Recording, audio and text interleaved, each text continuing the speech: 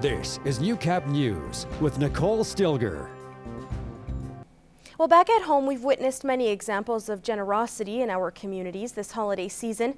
Well, yesterday, students from Marwayne banded together to collect donations for those less fortunate, and as Josh Ryan reports, embrace the Christmas spirit. After seeing so much struggle in the past 2 years of economic downturn, students from Marwayne Jubilee School decided to lend a helping hand. Even in our own community, we see some people who, might need a little bit more help at this time due to the economic situation that's going on right now. And we just thought that this would be a great way to show off our community spirit and go and really try and make a difference out there. The students held their first ever Give and Go Bingo fundraiser, collecting a variety of items to go in bags given to charitable donations. Amazing. They called, asked for ideas on how they could best help us, and we told them some ideas. Stuff like toothbrushes, toothpaste, hair combs. We got chocolate candies, toques, mittens, anything that could be really a welcome sight for somebody at this time of year. More than 150 bags were donated to the Olive Tree, in addition to nearly 50 bags split between Interval Home and the men's shelter. We've had a great turnout from Marwayne. It went above and beyond anything we could have ever imagined when we started off this project. Saskew says the most pleasant surprise was younger kids spending their own money to contribute, including one female student. Because she got a good report card, her grandparents gave her some money, and she said instead of using that money to buy something for herself, she went out and bought some shampoo and some razors and some shaving cream for this charity. It's inspirational, isn't it, that that generation is thinking about other people at this time of year. And after seeing such enthusiasm from the student body, Saskew is confident in future efforts like this. Viewing the success of how this has ended up, it'll probably become an annual thing put on by our SRC. Josh Ryan, Newcap News. And the Ahmadiyya Muslim community also made a donation to the Olive Tree through their annual food drive. The Lloydminster chapter carries out the drive each year as part of a national initiative for Canadian Ahmadiyya communities. More than 400 pounds was collected, and Imam Tariq Azim says being able to provide for those less fortunate is critical during this season. There are other people who are not so fortunate and they cannot enjoy this or celebrate this to full extent. We should remember those people and try to make our contribution so that they can also participate in the celebration in the holidays. Youth involvement is another important part of the drive. They should remember at their hearts that they have to serve humanity in whatever capacity they can. So this is exactly the intent of involving youth as much as we can in these events so that they become beneficial members of the society. The Ahmadiyya Women's Association also delivered 63 shoeboxes for local children.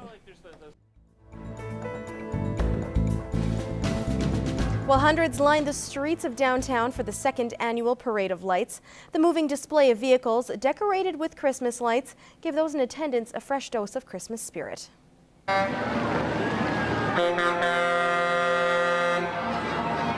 After an enthusiastic response last year, participation at the Parade of Lights skyrocketed in 2016. Just see what they seen last year was made it better for them to come out this year, and definitely the weather helped. It's a great sense of community and brings our city together, and that's what we need, especially during Christmas. The number of floats grew from around 40 to 63, sponsors increased from 20 to 40, and the crowd doubled in size from a year ago, something LeBlanc wasn't expecting in a time of economic struggle. The amount of floats we got, and for the sponsors, I wasn't expecting that many, no. The community definitely came together on this one again, and our local businesses stepped up to help, even in this tough time. Merry Christmas! It just brings up the morale around the city, and everybody can get together as a community. You can see lots of businesses out there that are advertising, which is great. Proceeds aren't determined until January, but it all goes towards a new pediatric ward, the planning of which starts in the new year. As soon as we had that come up with the Health Foundation, we were super excited. So 100% of the money that raised tonight is going to stay in Lloydminster. Ending the night with song, dance, and play was a perfect way for local families to get together one last time before Christmas. I've been in Lloyd all my life, and I love this city, and I'm so happy that it was put on this year. Based on the attendance and response, LeBlanc hopes to make the event even bigger and better next year. But the main focus shall always remain on the kids. If we can direct it somewhere to help children, that's awesome. The pediatric ward is going to need a lot of help getting it started, so we're definitely excited about being a part of that. Josh Ryan, Newcap News. Well, whether it's drawing awareness to the issue of bullying or helping out a charitable organization, the Lloydminster and District Co-op is an active presence in the community. CEO Don Stevenson discusses the challenges and highlights of the year that was.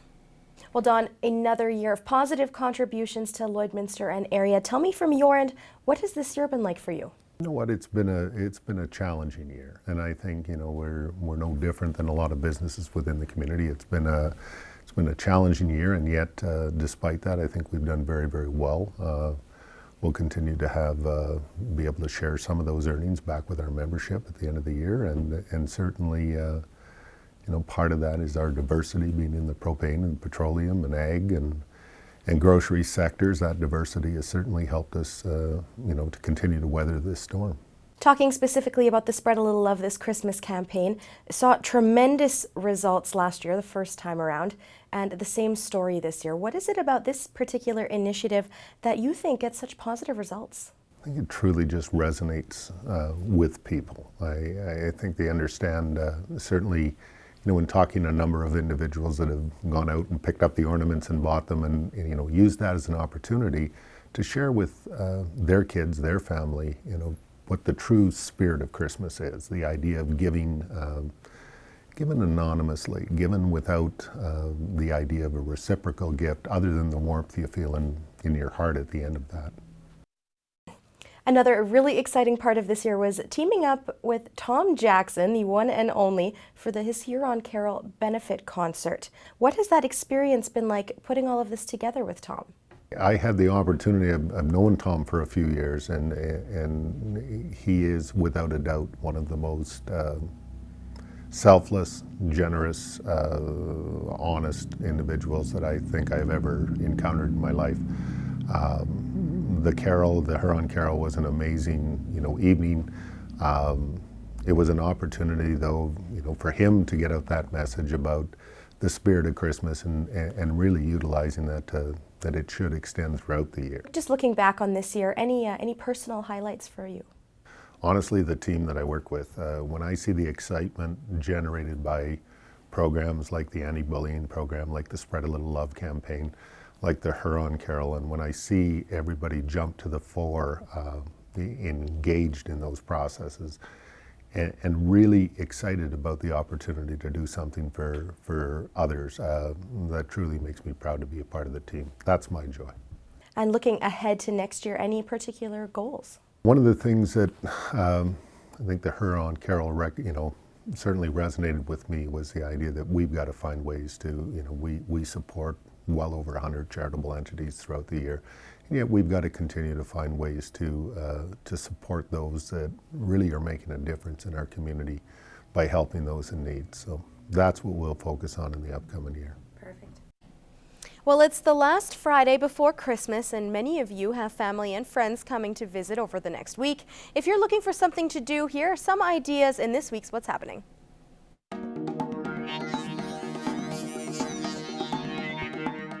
Oh, the weather outside is frightful. Actually, it's not too bad compared to last week, and if you're looking for ways to spend time with family and friends this weekend, strap on some skates, come visit the Oval at Service Sports Center. It is open. Well, it's never too early to start thinking about what you're going to do on New Year's Eve, and a lot of people choose to stay home for the celebration. But here's an idea for you. The B. Fisher Center is hosting a party.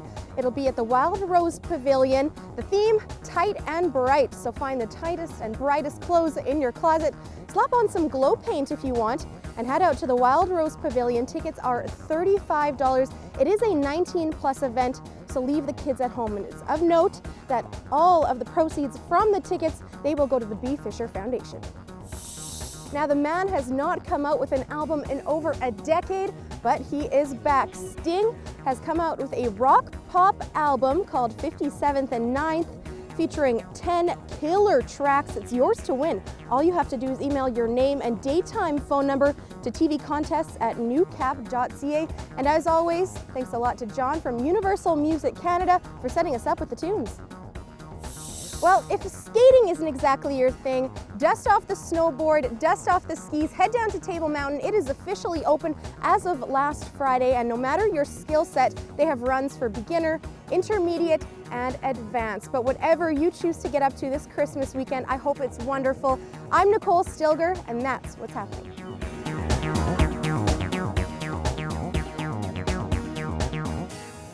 Well, the Bonnyville Pontiacs are having another outstanding year on the ice. Lance Phillips sat down with the team's head coach and general manager Rick Swan to discuss the organization's accomplishments.